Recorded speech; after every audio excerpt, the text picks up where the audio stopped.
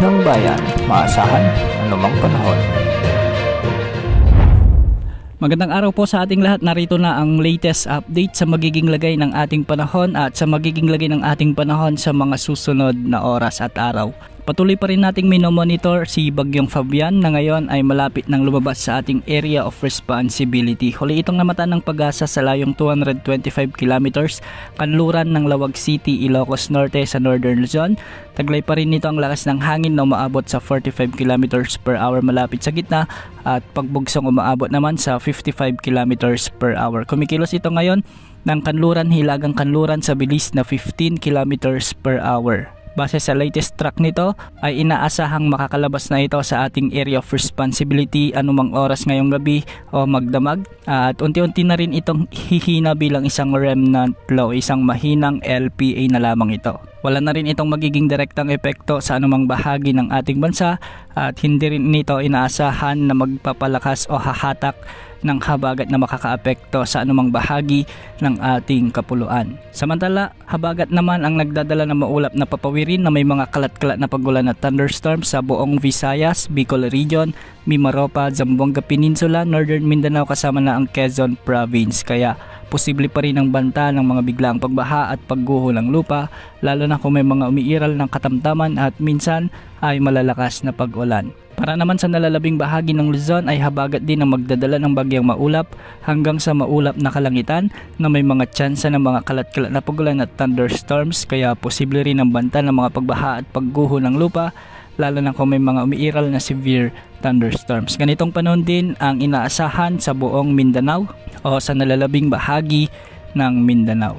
Para naman sa lagay ng mga pag-alon sa ating mga karagatan, magiging banayad hanggang sa katamtaman ang mga pag-alon sa mga karagatang sakop ng Northern Luzon at posibleng umabot ng mga pag-alon hanggang 1.5 meters. Ganitong pag-alon rin ang inaasahan sa mga karagatang sakop ng Visayas at nalalabing bahagi ng Luzon.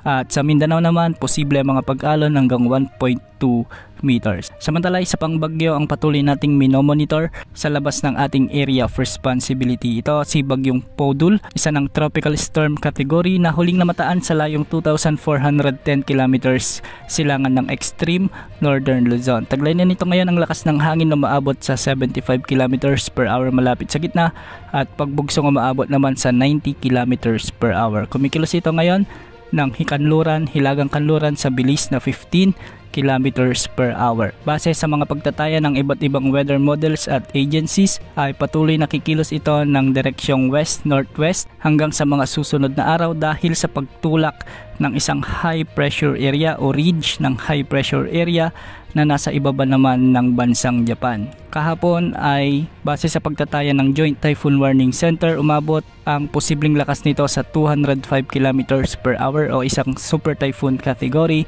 Ngunit kanina ay ibinaba na ito sa typhoon category. Ibig sabihin nito, may mga weather systems na nakakaapekto sa paglakas ng bagyo at hindi na rin ito nakikitang lalapit sa may extreme Northern Luzon. Posible itong kumilos papalapit sa may Taiwan o di kaya naman ay sa Southern Japanese Islands bilang isang typhoon category. Hindi man makakaapekto sa ating bansa, asahan naman na hihila o hahatak ito ng habagat na magdadala ng mga pag-ulan sa kanlurang bahagi ng ating bansa sa mga susunod na araw sa susunod na linggo.